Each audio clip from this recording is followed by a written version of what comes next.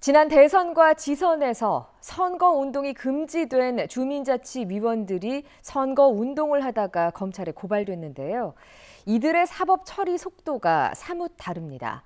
일부는 초고속 수사로 이미 재판까지 끝난 반면 선거에 출마해서 당선된 현직 지방의원들은 아직 기소조차 안 됐습니다. 김진아 기자입니다.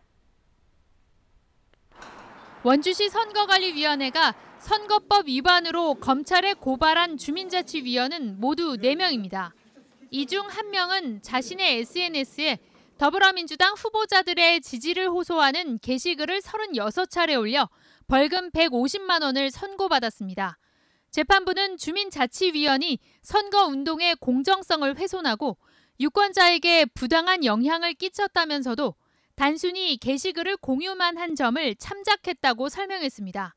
개인 SNS 계정에 그런 개인적으로 공유를 해서 지지자에 대한 홍보를 한다라는 게 이 정도 사안이 된다라고 생각은 하진 못했습니다. 이 주민자치위원은 5월 중순 검찰에 고발된 이후 경찰과 검찰 조사, 기소까지 일사천리로 이어져 선고까지 3개월밖에 안 걸렸습니다. 그런데 이 위원보다 20일이나 앞서 고발된 하석균, 원재용, 박한근 3명의 당시 주민자치위원은 아직 기소조차 안 됐습니다. 선거운동이 금지된 주민자치위원직을 유지하면서 대통령 선거운동을 도운 혐의로 고발된 상태에서 국민의힘 공천을 받았고 2명은 강원도 의원에, 1명은 원주시 의원에 당선됐습니다. 선거 범죄의 공소시효는 6개월로 대선 관련 사건은 오는 9월 9일 만료되는데 비슷한 사건의 사법 처리 속도가 다른 겁니다. 공직선거법 수사가 편파적으로 진행되고 있다는 의혹을 지울 수가 없습니다. 똑같은 혐의로 고발된 국민의힘 현직 지방의원 3명에 대한 수사는 늦장 수사.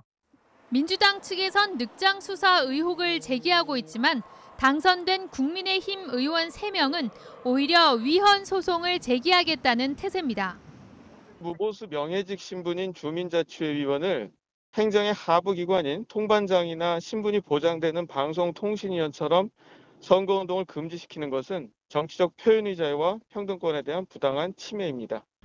공직선거법 위반으로 공천이라는 실익을 얻은 이들 지방의원들이 100만 원 이상의 벌금형을 받을 경우 의원직이 상실돼 보궐선거를 치러야 합니다. MBC 뉴스 김진아입니다.